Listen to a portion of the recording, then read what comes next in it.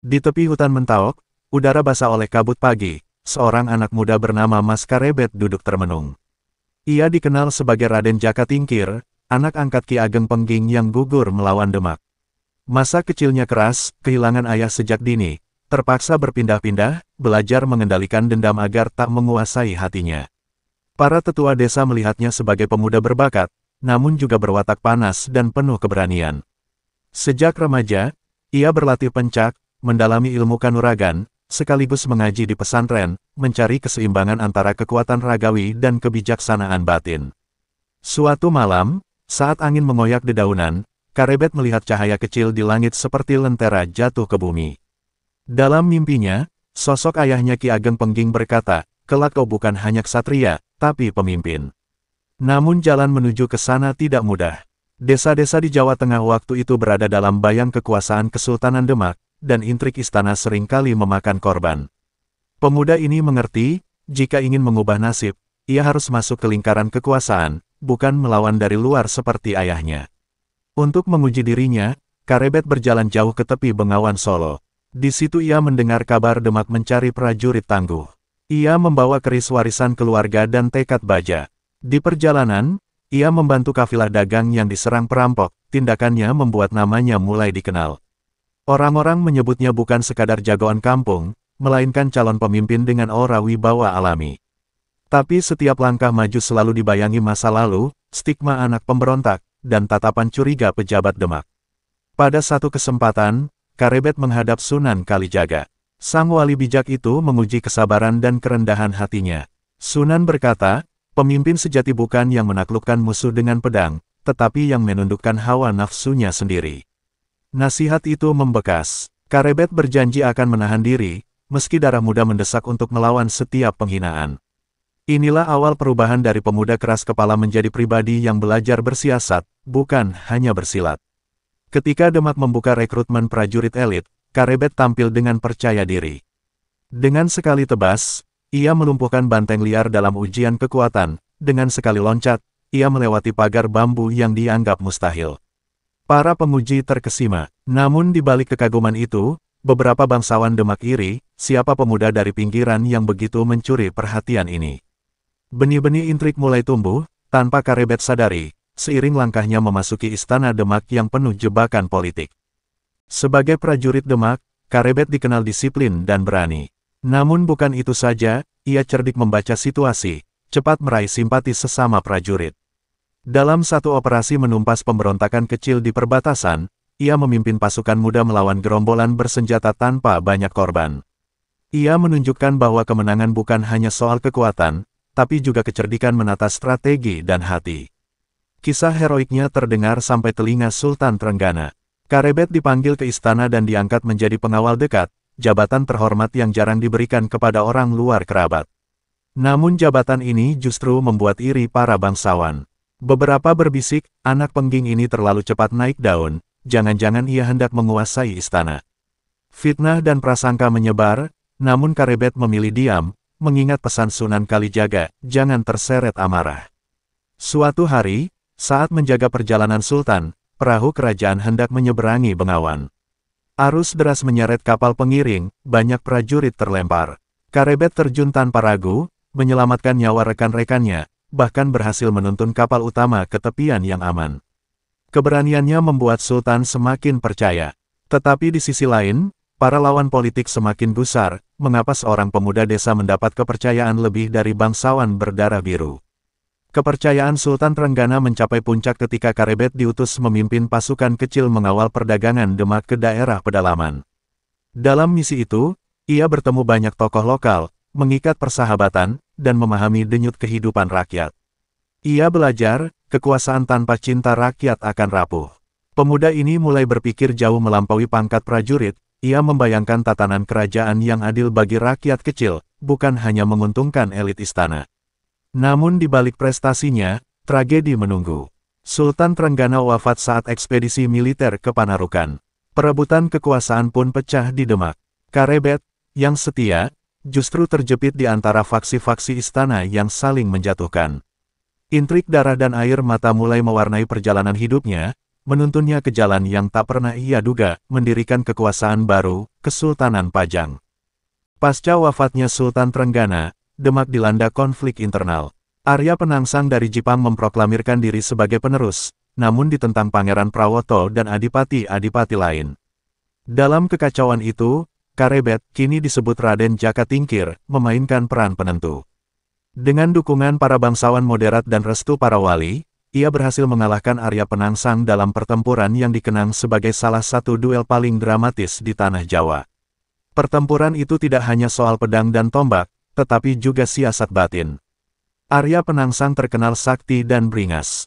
Raden Jaka Tingkir menggunakan kecerdikan, ia mengatur strategi pengepungan, memanfaatkan kelemahan lawan, dan akhirnya menumbangkan penguasa Jipang tersebut.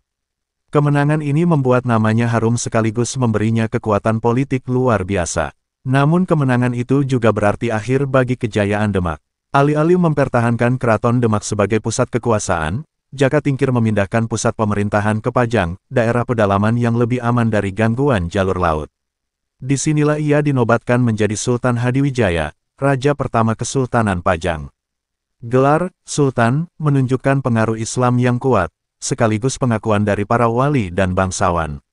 Menjadi raja bukanlah akhir perjuangan, melainkan awal ujian baru. Pajang harus menghadapi sisa-sisa perlawanan loyalis Demak dan keraguan para adipati pesisir. Sultan Hadiwijaya bekerja keras membangun aliansi politik, mengirim utusan ke daerah-daerah, dan mengokohkan legitimasi kekuasaan.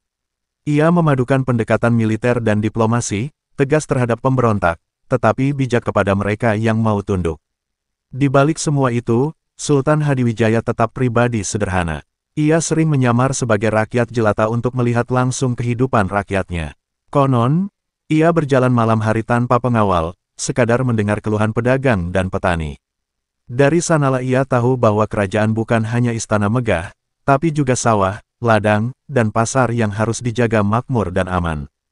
Setelah resmi menjadi Sultan Hadiwijaya, ia memindahkan pusat pemerintahan ke Pajang, wilayah strategis di pedalaman Jawa. Berbeda dengan Demak yang dekat laut dan rentan serangan asing, Pajang terlindung hutan dan sungai besar. Namun memindahkan pusat kekuasaan bukan pekerjaan mudah. Banyak bangsawan pesisir menganggapnya langkah aneh, bahkan melemahkan perdagangan laut. Sultan sadar ia harus bekerja keras untuk menunjukkan bahwa Pajang layak menjadi pusat kekuasaan baru.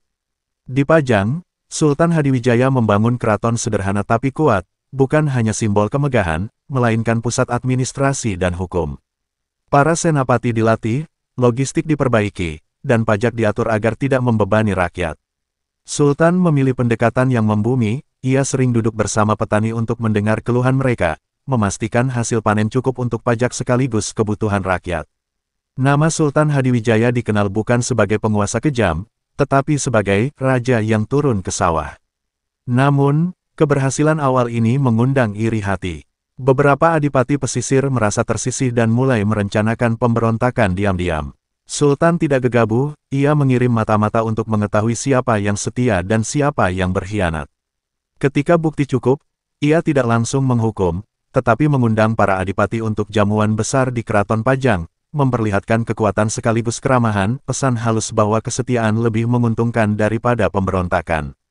Dalam jamuan itu, Sultan Hadiwijaya menegaskan bahwa Pajang akan melanjutkan kejayaan Demak sebagai pusat Islam Jawa.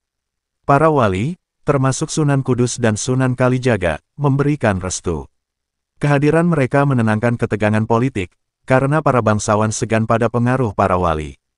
Sultan memanfaatkan momentum ini untuk mengukuhkan diri bukan hanya sebagai penguasa dunia, tetapi juga pelindung agama. Meski demikian, Sultan tahu damai ini rapuh. Seperti benang sutra, bisa putus oleh pisau intrik kapan saja. Karena itu, ia mulai menggembleng calon penerus dan memperkuat jaringan loyalis, termasuk adipati-adipati muda seperti Sutawijaya di Mataram yang kelak menjadi sangat berpengaruh. Inilah langkah awal Pajang membentuk identitasnya sendiri, kerajaan pedalaman yang kuat, dengan fondasi diplomasi dan kesetiaan pribadi. Tidak semua pejabat Pajang menyukai cara Sultan Hadiwijaya memimpin. Sebagian menginginkan gaya pemerintahan keras yang menekan rakyat demi memperbesar kekayaan pribadi.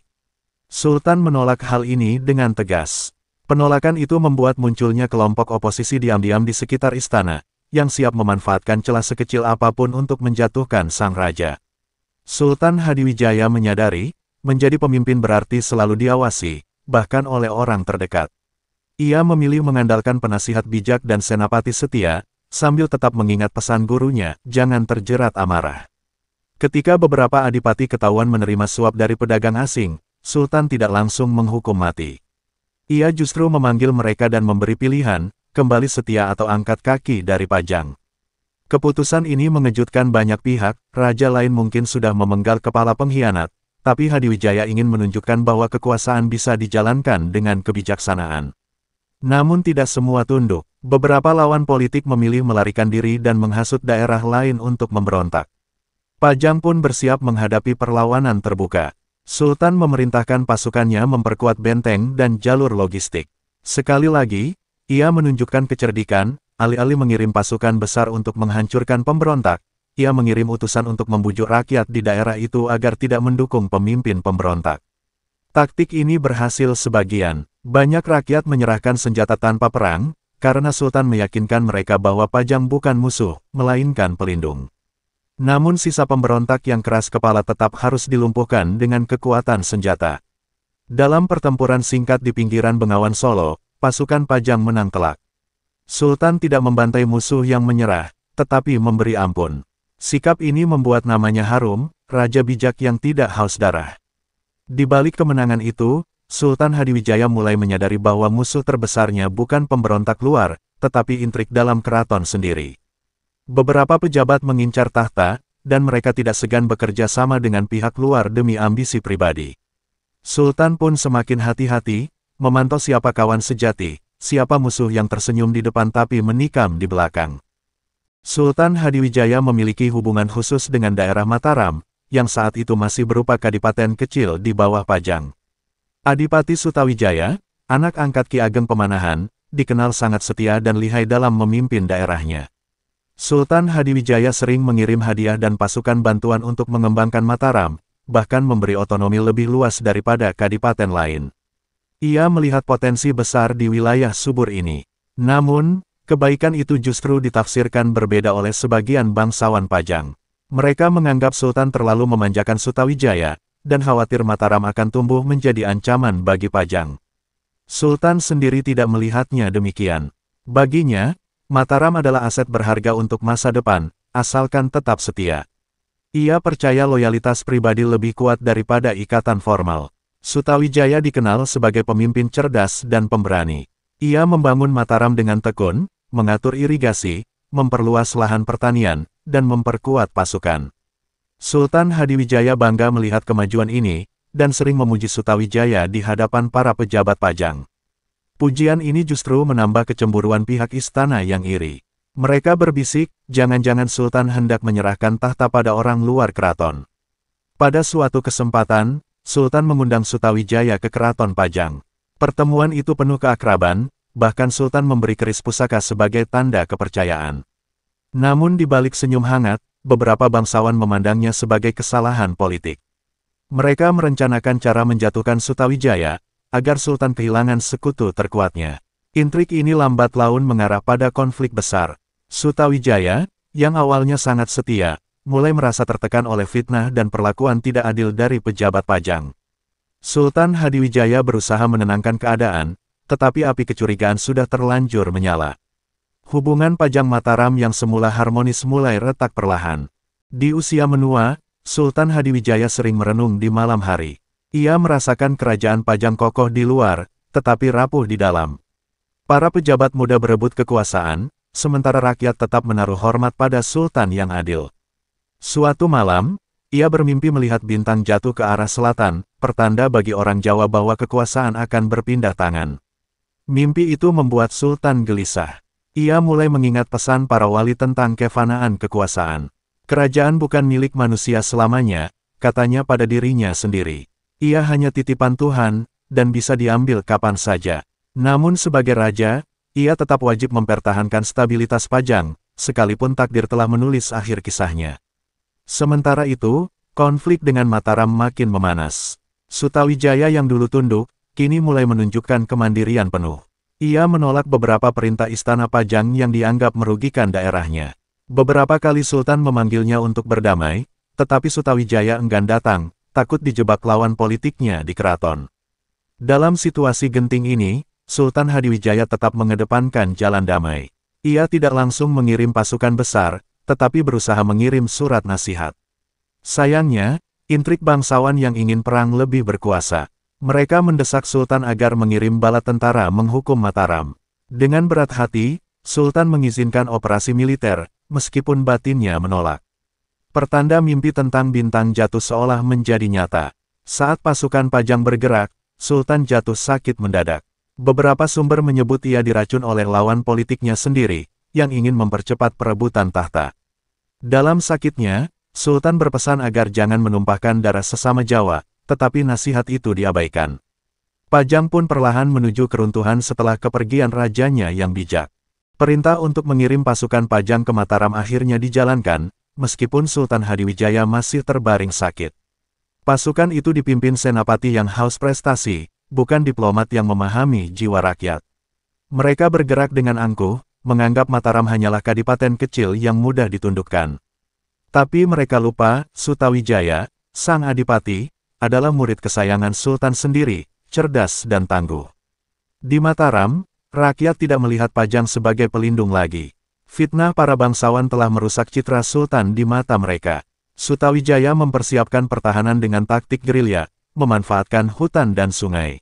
Serangan kilat dilancarkan, membuat pasukan Pajang kewalahan. Medan yang tidak dikenal, ditambah cuaca buruk, memperparah keadaan.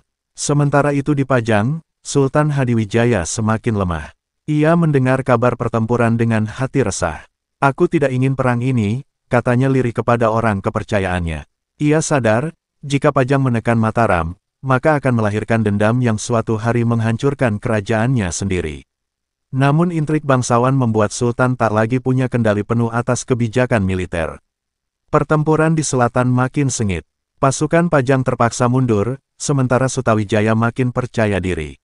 Ia tidak hanya bertahan, tetapi menyerang balik jalur logistik Pajang. Dalam kekacauan itu, kabar tentang sakit Sultan menyebar cepat, membuat semangat pasukan Pajang merosot. Mereka bertanya-tanya, siapa yang memimpin kita jika Sultan mangkat? Keadaan ini menandai awal keruntuhan Pajang. Sebuah kerajaan yang dibangun dengan diplomasi dan keadilan kini terguncang oleh keserakahan para pejabat dan dendam pribadi. Sultan Hadiwijaya hanya bisa menatap ke langit dari peraduannya, berdoa agar perang ini segera berhenti, meski ia tahu takdir telah berjalan di luar genggamannya. Di keraton Pajang, suasana muram menyelimuti. Sultan Hadiwijaya yang dulu gagah, kini terbaring lemah.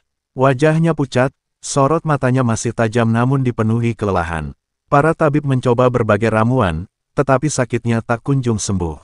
Desas-desus beredar, ada yang mengatakan Sultan diracun oleh lawan politiknya, ada pula yang menganggap ini hanya takdir usia.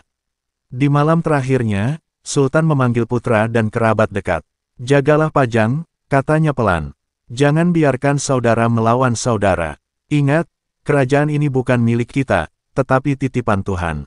Pesan ini terdengar sederhana, namun di baliknya ada kesadaran mendalam, kekuasaan tidak abadi, dan persaudaraan lebih berharga daripada tahta.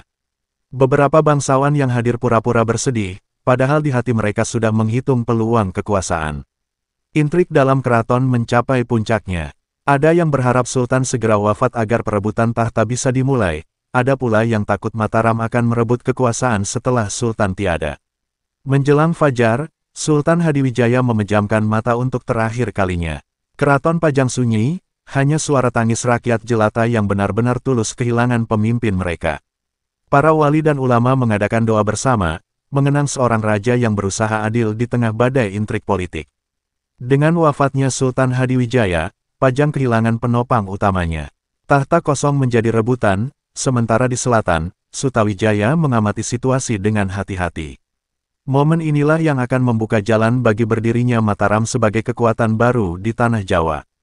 Sepeninggal Sultan Hadiwijaya, Pajang tidak langsung memiliki pemimpin kuat. Putra Sultan masih muda dan belum siap memegang kekuasaan penuh. Para bangsawan berebut pengaruh, masing-masing membawa pasukan pribadi. Keraton yang dulu damai berubah menjadi medan intrik, persekongkolan, pembunuhan diam-diam, dan suap terhadap senapati menjadi pemandangan sehari-hari. Di saat kekacauan ini, Mataram di bawah Sutawijaya semakin kokoh. Rakyat Mataram bersatu, pasukan dilatih, dan hasil bumi melimpah. Berbeda dengan Pajang yang sibuk bertikai, Mataram membangun kekuatan tanpa gangguan berarti. Sutawijaya tidak tergesa menyerang, tetapi ia memanfaatkan kesempatan untuk memperluas pengaruh politiknya hingga ke daerah-daerah yang kecewa pada Pajang. Beberapa adipati yang dulu setia kepada Sultan Hadiwijaya kini diam-diam mengalihkan kesetiaan mereka ke Mataram. Mereka melihat Pajang melemah dari dalam, sementara Sutawijaya menjanjikan pemerintahan yang kuat dan stabil. Inilah awal pergeseran kekuasaan tanpa pertempuran besar, lebih banyak diplomasi daripada darah. Namun, tidak semua menerima kenyataan ini. Beberapa bangsawan Pajang bersikeras mempertahankan tahta dengan kekerasan. Mereka mencoba menyerang Mataram, tetapi tanpa strategi jelas dan tanpa dukungan rakyat. Pasukan mereka dengan mudah dikalahkan oleh taktik gerilya Sutawijaya. Kekalahan demi kekalahan membuat sisa kekuatan Pajang semakin terpuruk. Akhirnya, Pajang tidak runtuh karena serangan musuh besar, tetapi karena perpecahan internal yang menggerogoti fondasinya. Sultan Hadiwijaya sudah memperingatkan tentang bahaya ini, namun tak seorang pun mendengar saat beliau masih hidup. Kini peringatan itu terbukti benar, tetapi sudah terlambat untuk diselamatkan. Meskipun Pajang runtuh perlahan, nama Sultan Hadiwijaya tetap harum di kalangan rakyat. Mereka mengenang beliau sebagai raja yang adil, berwibawa, dan dekat dengan rakyat kecil. Banyak cerita rakyat lahir tentang beliau, bagaimana ia menyamar sebagai petani, bagaimana ia mendamaikan desa yang bertikai tanpa mengangkat senjata, dan bagaimana ia selalu mengutamakan nasihat para wali. Para sejarawan mencatat Sultan Hadiwijaya sebagai penghubung antara dua era penting, masa kejayaan Demak dan lahirnya Mataram Islam. Tanpa beliau, mungkin tidak ada transisi damai yang memungkinkan Mataram tumbuh menjadi kerajaan besar di bawah Sutawijaya. Bahkan musuh-musuhnya mengakui kebijaksanaannya, meskipun mereka tidak menyukai cara memimpinnya. Di keraton Pajang yang perlahan ditinggalkan, beberapa pusaka peninggalan Sultan disimpan dengan hormat, keris, tombak, dan gamelan yang konon selalu dimainkan pada malam-malam tertentu. Rakyat percaya pusaka itu membawa keberkahan, karena pernah dimiliki raja yang mencintai mereka dengan tulus. Sultan Hadiwijaya menjadi simbol Raja Jawa yang memadukan kekuatan politik dengan nilai-nilai Islam dan kearifan lokal. Ia tidak mengandalkan kekerasan untuk memperluas kekuasaan, tetapi mengutamakan diplomasi dan keadilan. Walaupun kerajaannya tidak bertahan lama, warisannya hidup dalam tradisi dan memori masyarakat Jawa. Di mata sejarah, Sultan Hadiwijaya bukan sekadar pendiri Kesultanan Pajang. Ia adalah guru politik bagi generasi berikutnya, termasuk Sutawijaya yang kelak mendirikan Mataram. Dari beliau, banyak orang belajar bahwa kekuasaan hanyalah titipan, dan seorang pemimpin sejati diukur bukan dari seberapa lama ia berkuasa, tetapi dari seberapa dalam ia dicintai rakyatnya.